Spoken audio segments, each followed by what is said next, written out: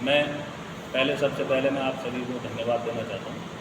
और मेरा नाम करमवीर सिंह, मैं हरियाणा प्रदेश अध्यक्ष ग्रामीण, और हमने अपने तिगाम विधानसभा क्षेत्र से अपने प्रत्याशी उतारे हैं श्री सोमेश्वर सिंह जी, और साथ में हमारे श्री महावीर सिंह उपराष्ट्रीय अध्यक्ष, और हमारे जिला के प्रमुख हैं।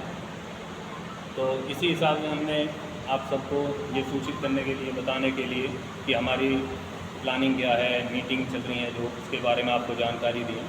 जैसे हमारी कल की अपनी कोराली की हमारी सभा है, एक अरुआ की है, चांदपुर की है, तो ये हमारी कल की सभा रहेंगी। तो इसी हिसाब से हम अपने प्रत्याशी को समता पार्टी से विजयी बनाने के लिए, और अच्छा विकल्प है मतलब यहाँ की जनता के लिए भी। और कुल मिलाकर के हमने जो देखा है यहाँ पे, जितनी त्रासदी या कॉलोनियों में, अपने गांव में जो विकास की किसी भी तरह का कोई विकास नहीं है, और पिछले 5-10 साल से हम जो देख रहे हैं यहाँ पे किसी भी तरह का कोई विकास नहीं है। वैसे कहते हैं इसको भाई ग्रेटर फरीदाबाद है, बाकी ग्रेटर फरीदाबाद नाम के लिए है, बाकी ज़मीन पे कोई ग्रेटर फरीदाबाद नहीं है। पहली बार चुनाव लड़ने जा रही है समता पार्टी, कैंडिडेट आपने उतारा है, तो इसको लेकर आप क्या कहेंगे? क्या लगता है जनता का विश्वास जीतने में आप समर्थन रहेंगे? जनता का पूरा सहयोग मिल रहा है, और हमारे साथ यहाँ चांदपुर के हमारे यहाँ के सरपंच साहब हैं, ये बैठे हुए हैं, सब हमारे साथ हैं। यहाँ पे ऐसी कोई बात नहीं है, हमें जनता का पूरा प्यार मिल रहा है। सोमेश्वर जी, मेरा सवाल आपसे, समता पार्टी ने विश्वास जताया है आपके ऊपर टिकट देकर, तो उसको जीत हासिल कैसे करेंगे कि तिगांव विधानसभा में तो सबसे ज़्यादा समस्या का अंबार है, कैसे जीत हासिल कर जी, आपके सबसे सारे व्यूवर्स को नमस्कार। मेरा नाम सोमेश्वर सिंह है और समता पार्टी ने मुझे तिगांव विधानसभा से उम्मीदवार बनाया है। जैसा मोहित जी ने पूछा कि समस्याओं का अंबार है, हम क्या करने वाले हैं, कैसे करने वाले हैं, कैसे जीतेंगे इस सीट को, तो मैं आपको बताऊं कि आधी लड़ाई तो हम पहले ही जीत चुके हैं, क्योंकि जो मौजूदा विधायक हैं वो आज चुनाव के समय भी अपने क्षेत्र में जाने की हिम्मत नहीं कर पा रहे हैं। कई ऐसे क्षेत्र हैं जो पल्ला सेहतपुर इस्माइलपुर वाला क्षेत्र है, वहाँ विधायक जी अभी तक पहुँचे नहीं हैं। बाकी जो दूसरे प्रत्याशी भी खड़े हैं वो पहले बहुत बड़े राजनीतिज्ञ रह चुके हैं और पहले काम किया है, और उनको भी जनता ने देखा है कि क्या काम हुआ।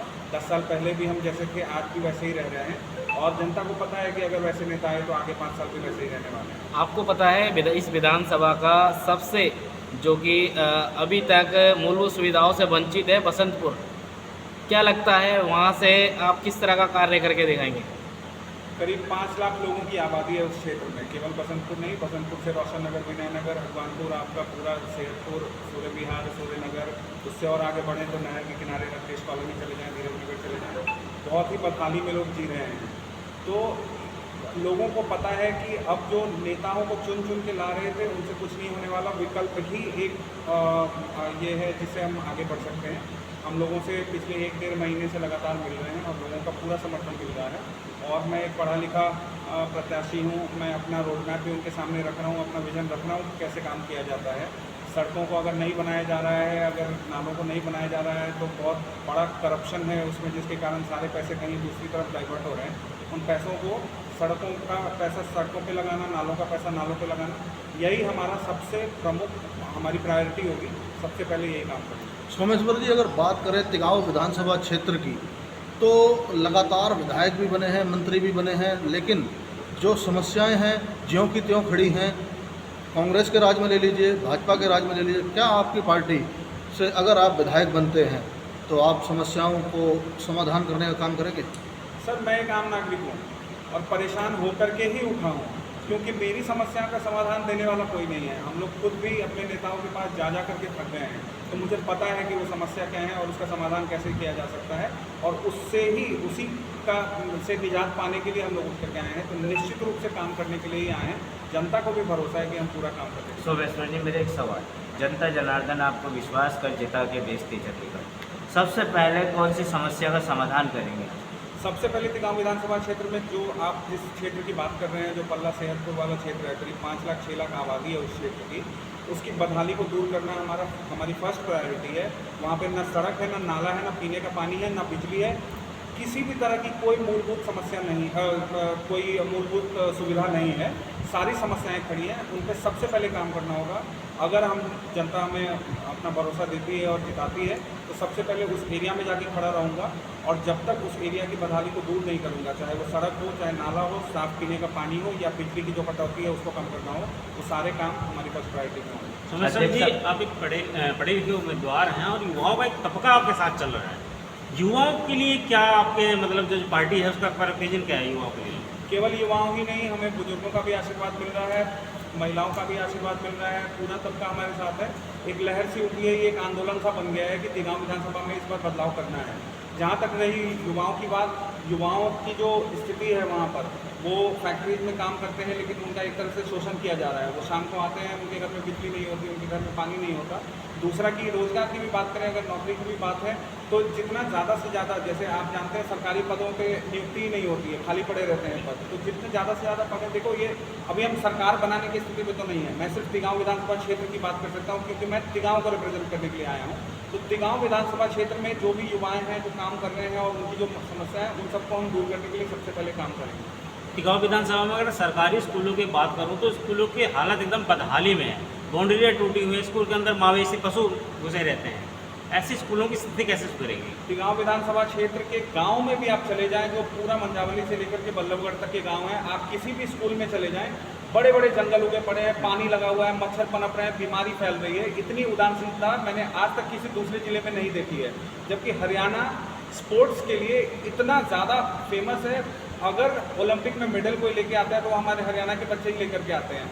मुझे समझ नहीं आता कि उन मैदानों का उपयोग करके क्या हम स्पोर्ट्स फैसिलिटी नहीं बना सकते? क्या वहाँ पे एक बास्केटबॉल का कोर्ट नहीं बन सकता? क्या वहाँ वॉलीबॉल खेलने के लिए कोर्ट नहीं बन सकता? और कितने पैसे लगते हैं उसमें?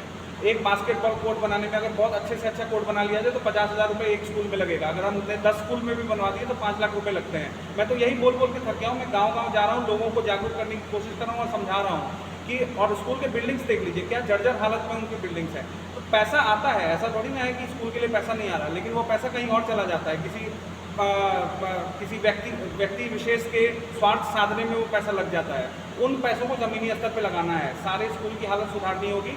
जितने स्कूल्स में जो मैदान खाली पड़े हुए हैं, जहाँ जंगल उगे हुए हैं, उन सबको ठीक करा करके वहाँ पर स्पोर्ट्स फैसिलिटी स्ट्रॉन्ग करेंगे, जिससे हरियाणा के बच्चे और ज़्यादा निकलें और ओलंपिक में हम 5 की जगह 50 मेडल लेकर के आएँ। अगर बात करें पल्ला क्षेत्र की तो प्रवासी जो है लोग ज़्यादा हैं पल्ला क्षेत्र में और समस्याएं बहुत हैं। अगर वो अपने कोई स्कूल जाता है बच्चा या कोई अपने ड्यूटी जाता है, काम पर जाता है, तो पानी जो है बहुत ज़्यादा भरा हुआ है रास्ते में, लोगों को काफ़ी परेशानी हो रही है और जो मौजूदा विधायक हैं वो बिल्कुल सुनने के लिए तैयार नहीं है। बिल्कुल, पल्ला क्षेत्र में देखिए वार्ड बना दिए हैं, सेक्टर्स बना दिए हैं, लेकिन हो क्या रहा है वहाँ पे? सीवर कनेक्शन तक नहीं है। जो मेन सीवर का लाइन है वो भी नहीं बना है अभी तक। सबके घरों का जो नाला है वो ऐसे ही बाहर निकासी करने के लिए मजबूर हैं। उन सीवर कनेक्शंस को तुरंत चालू करवाना है। सारे घरों का, गलियों का, जो मोहल्लों का, जो कॉलोनीज़ के जो नाले आ रहे हैं उनको सीवर से कनेक्ट करना है, जिससे वहाँ नाले का जो पानी है वो बाहर रोड पर ना आए। वही बारिश में ये स्थिति हो जाती है कि अगर तेज़ बारिश हो गई तो उस तरफ के लोग उधर ही रह जाते हैं, इस तरफ के लोग इधर ही रह जाते हैं। बीच का रास्ता ही बंद हो जाता है। जो पेट्रोल पंप के आसपास का इलाका है वहाँ पे बिल्कुल रास्ता बंद हो जाता है। तो वो इसलिए क्योंकि वहाँ ना सड़क ढंग से बनाया गया है, ना नाला ढंग से बनाया गया। मैं तो अभी 2 दिन पहले गया था। आप सूर्यनगर फेज़ 2 में जाइए, पूरी रोड फिर से उखाड़ दी गई है। मतलब भ्रष्टाचार का आलम देखिए। कितने करोड़ों रुपए लगा करके वो कंक्रीट का रोड बनाया गया था। वो करीब 9-10 इंच मोटी रोड है, उसको तोड़ दिया गया है, रास्ता पूरा ब्लॉक कर दिया गया है। क्यों भाई? तो अब यहाँ पे नाला बनेगा। अरे भाई, जब रोड बन रहा था उसके पहले नाला क्यों नहीं बनाया? तो ये सारी समस्याएं हैं। इसको सही तरीके से स्ट्रीमलाइन करके ही काम करने की ज़रूरत है। जो हम आएंगे तो निश्चित रूप से करेंगे। आपको एक और बात बताऊं कि ये सिर्फ विधायक के चुनाव की बात नहीं है, इसके बाद पार्षद का भी चुनाव होना है। नगर निगम का भी बहुत बड़ा रोल होता है विकास में, और खासकर जो पल्ला का क्षेत्र है वहाँ पे वार्ड्स बन गए, सेक्टर्स बन गए और वहाँ पे कुछ भी नहीं हो रहा। तो हम नगर निगम के चुनाव में भी उतरेंगे और वहाँ भी अपना प्रतिनिधित्व करेंगे और नगर निगम में जो खामियां हैं उसको भी दूर करेंगे। चुनाव चिन्ह क्या रहेगा पार्टी का? चुनाव चिन्ह नॉमिनेशन फाइल होने के बाद आएगा, क्योंकि देखिए अभी हमारी नेशनल पार्टी नहीं है। ये एक रजिस्टर्ड अनरिकॉग्नाइज्ड पार्टी है, जिसका नॉमिनेशन के बाद ही चुनाव आयोग से समता पार्टी का चुनाव चिन्ह मशाल है और वो आपके किसी भी उस पर दिखाई नहीं दे रही। समता पार्टी का चुनाव चिन्ह मशाल था, लेकिन कुछ त्रुटियों के कारण वो अभी जो शिवसेना का एक अलग गुट बना उद्धव ठाकरे जी वाला, वो मशाल साहब इलेक्शन कमीशन द्वारा उनको दे दिया गया है। तो इसलिए उसके लिए हम सुप्रीम कोर्ट में केस भी लड़ रहे हैं। लेकिन अभी फिलहाल सिंबल हमें नॉमिनेशन के बाद ही मिलेगा। टिकाऊ विधानसभा की जनता से आप 2 शब्द में क्या कहेंगे? टिकाऊ विधानसभा की जनता से कहेंगे कि इस बार एकजुट होना है, मजबूत होना है, किसी से डरना नहीं है और विकास के लिए वोट करना है, बदलाव के लिए वोट करना है। बहुत बहुत धन्यवाद।